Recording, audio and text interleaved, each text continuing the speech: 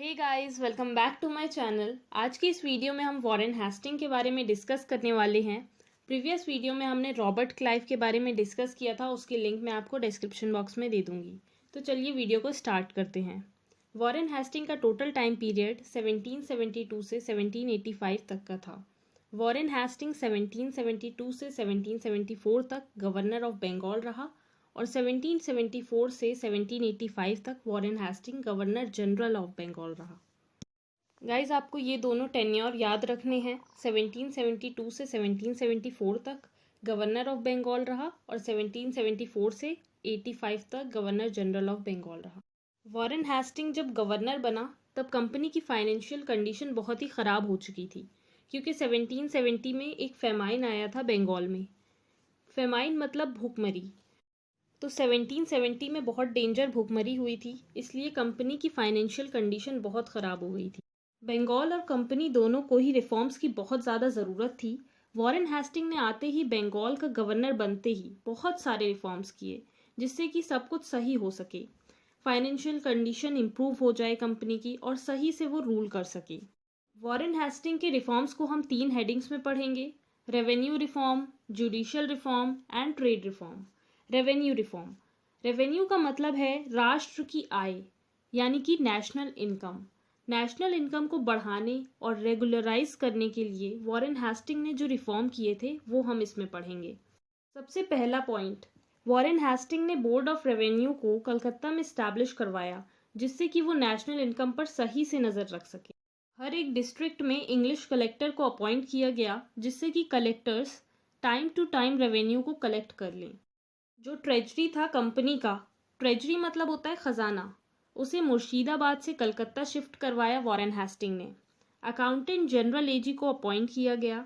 Next point है most important, Calcutta को बंगाल का कैपिटल बनाया वॉरेन हेस्टिंग ने 1772 में।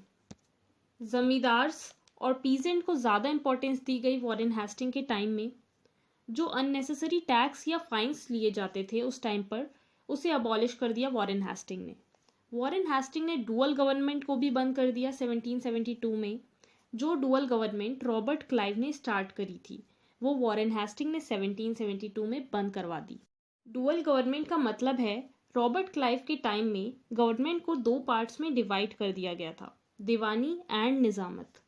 दीवानी रेवेन्यू से रिलेटेड होता था और दीवानी को ब्रिटिशर्स कंट्रोल करते थे और निजामत को नवाब कंट्रोल करते थे। निजामत में जितने भी न्याय की चीज़ें होती थी वो सब आ जाती थी, जैसे कि पुलिस, जुडिशरी, आर्मी। तो इस डुअल गवर्नमेंट को 1772 में वॉरेन हेस्टिंग ने बंद करवा दिया। नेक्स्ट है judicial reform. Judicial reform means न्याय में सुधार। पहले का जो जुडिशियल सिस्टम था उसमें बहुत सारी कमी थी। जुडिशियल सिस्टम नवाब के अंडर था और वो अपनी पावर्स का मिसयूज़ करते थे, सही से जस्टिस नहीं मिल पाती थी लोगों को, और ज़मींदार ही लोअर लेवल पर जस्टिस करते थे जो कि बहुत ज़्यादा करप्ट थे। वॉरेन हेस्टिंग ने पूरे सिस्टम को रीऑर्गेनाइज किया। डिस्ट्रिक्ट्स में सिविल कोर्ट और क्रिमिनल कोर्ट बनवाए गए।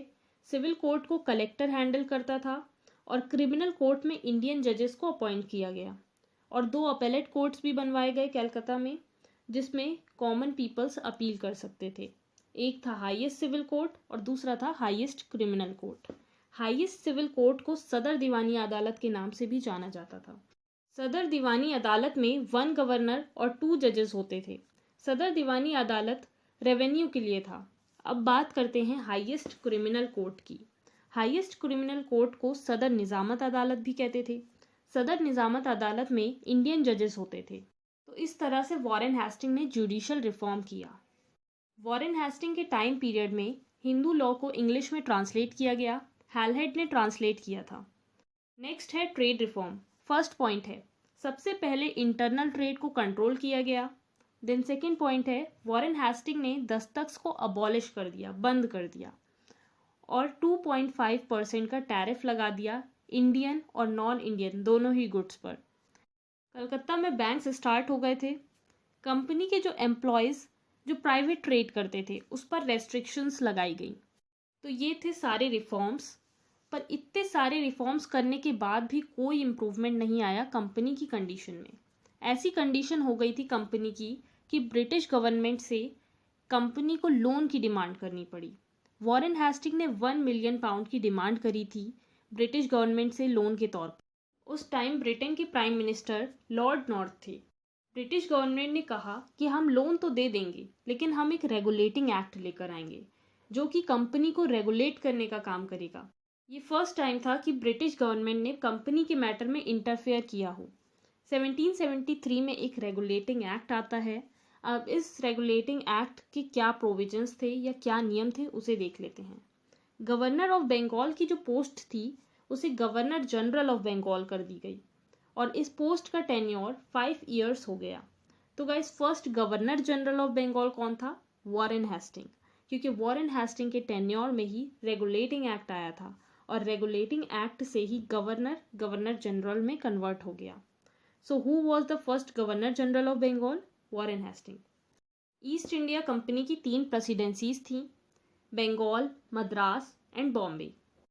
प्रेसिडेंसीज मीन्स जहाँ से सब कंट्रोल होता है, हेड ऑफिस टाइप का। इस एक्ट में बंगाल प्रेसिडेंसी को मद्रास और बॉम्बे प्रेसिडेंसी का हेड बना दिया गया था, यानी कि जो मद्रास और बॉम्बे प्रेसिडेंसी है वो बंगाल प्रेसिडेंसी के अंडर आएंगी।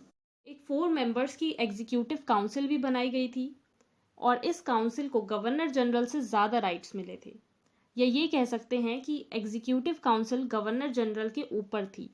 1773 के इस एक्ट में ये डिसाइड हुआ कि एक सुप्रीम कोर्ट भी बनाया जाएगा कलकत्ता में, जिसमें 1 चीफ जस्टिस एंड 3 अदर जजेस होंगे। कंपनी के सर्वेंट्स को प्राइवेटली ट्रेड करना मना हो गया था और कंपनी के डायरेक्टर का टेन्योर में भी डिफरेंस आ गया था।